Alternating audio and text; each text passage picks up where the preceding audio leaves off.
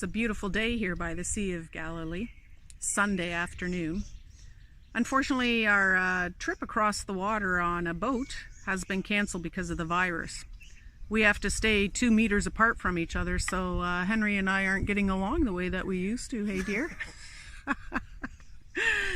Israeli government has said that people have to be 2 meters apart, and also only 10 people can be in any public place gathered together. Our group has 20, but most of the public places have been closed. However, we've seen some wonderful things about walking with Jesus and where he's been, especially here in the Sea of Galilee.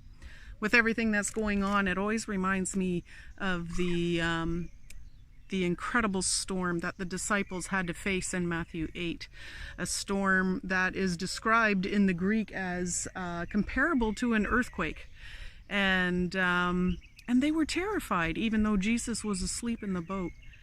And Jesus just wakes up calmly. He lifts up his arms and commands the sea to be quiet, and then he looks at his disciples and he says, "You little faiths." He gives them a name, little faiths. And it reminds me that a little bit of faith is better than no faith at all. So here on the Sea of Galilee and facing the viruses that's gone rampant around the world, it's a reminder that our storm really is nothing compared to what other people have to go through.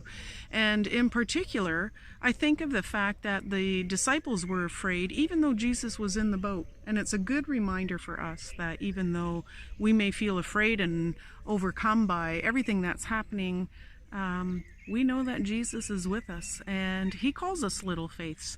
He encourages us to have that faith in him and that trust in him that he will calm the storms.